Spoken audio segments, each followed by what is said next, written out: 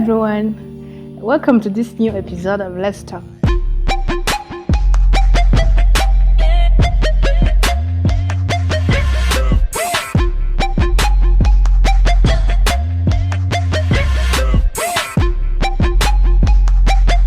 Today, as a continuation of last week's topic about mental health, I wanted to share my journey regarding depression.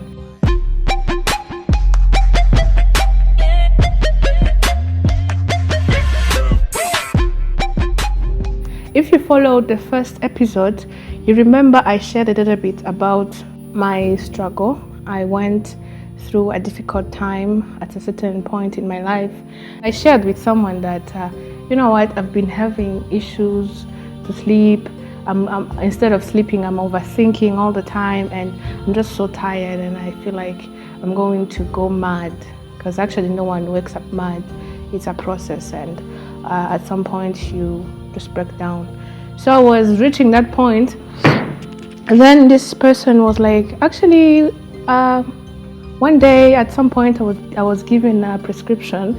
These pills are amazing. They are antidepressant. They make you relaxed and then you can sleep. I was like, say no more. That's what I need. So I took that medicine. I didn't have the notice. I didn't know the side effects. I didn't know the dosage. Basically, it was equal to committing suicide because I was doing auto-medication. So, guys, and imagine I was taking these pills at the same time breastfeeding a small baby of a few months. So imagine if I had taken the wrong dosage, what could have happened to me and to my baby.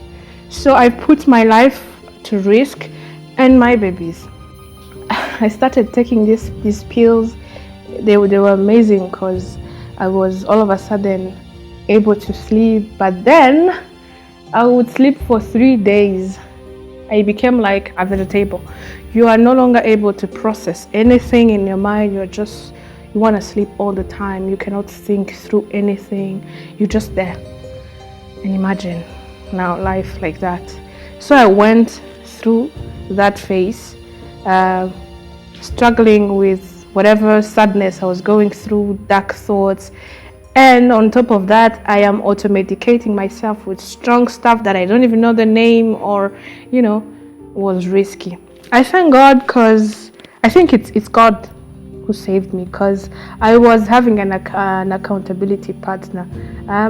This woman would check on me all the time. Did you do this? Did you try and do this? But then, as many Burundians, I'll act like I have it all together. I'm like, no, it's okay. I've got this. I'm good. You know how we want to die strong, but then you're not helping yourself. So I was acting like I'm good. I've got this. But then I am like down. I am very, very, very sick. But she would suggest you need to go to a professional. But then I was like, nah, that's not for me. This whole thing in our society, going to seek professional help equals to admit that you are losing it, that you are umusazi. That's something I want to break right now. I want everyone who's watching this episode to know that this stigma is real, because it's not even something you think about other people. You yourself, whenever you are going nuts, if I can say that, whenever you're not okay with yourself, you're struggling to go seek for help because you're like, no, not me. This cannot happen to me. But it happens to you, and we need to get comfortable with seeking professional help. Long story short, how I overcame this whole thing. At some point I realized I was really going to lose myself into this whole thing, because the mind is a powerful thing, but also it's very, very, very fragile. I think I realized I needed to do something. I was like, I cannot continue like this. I need to survive at least for this kid. So what I did, of course I didn't go for professional help.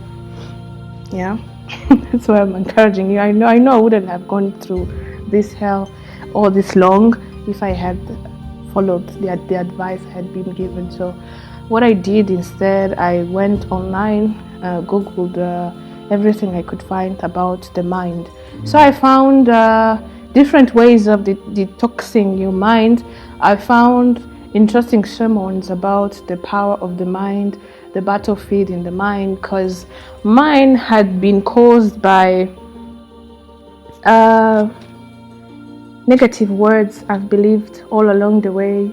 So I decided I was going to stand up and fight against all these things. So what I did, I decided to write down positive words, affirmation words for myself. Everywhere I struggled with words like you are worthless, you are useless, I stood up, I took post-it notes of different colors, and I started writing, you are worthy, you are useful, you are beautiful, you have a future and a name. All the things I could think through negative that I had believed, I turned it into a positive things, wrote it down, because at that point in time I needed visuals. So I made a board for myself, hang it next to my bed, so that every time I wake up, every time I go to bed, I look at those words and I start telling them to myself. And in the meantime, I stopped taking those pills because I realized they were like erasing my brain. I was not able to do anything after I've taken those things, and was bad. So I've stopped, and I started doing this therapy thing I found on the net.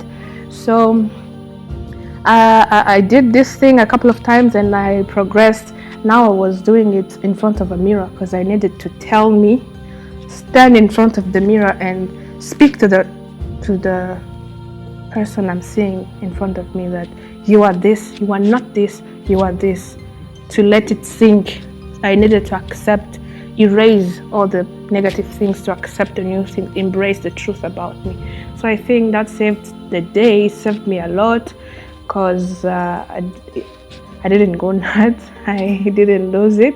I was able to overcome by replacing the negative by the positive. So by sharing this story, I want to encourage everyone watching from everywhere to realize that mental health is something very important as much as physical health, and that we need to seek for professional help. The same way you go to consult when you're not feeling well, the same way you go to consult, that's the same way you need to go look for a psychologist or a psychiatrist. Also, I want to pound the alarm for our society, because the stigma is what is causing people to hide, people to act like they have it all together while they don't, because you don't want to be to have this tag on you that you are a mad person, but you're not. You're just sick, or you're just dealing with a certain trauma. You need rest, or you need, don't point fingers at others, but also don't be harsh on yourself. If you need help, seek for help. If there's anyone around you, people, have you seen how in our societies, if a family has someone who has mental issues, they hide the person as if the person has leprosy? That's very bad. Don't hide your loved ones when they are going through these things. Don't put them aside. Embrace them, be there for them, talk to them. Even if you think they are not making sense, be there for them, because it will help. But also, as you look for professional help, gather yourself with people who understand you and support you. It's very, very crucial. So I thank you for watching this episode. I hope everywhere you are, you will start being aware of your mental health state, but also the people around you, so that we can take action while it can be done. So thank you for watching. See you next time.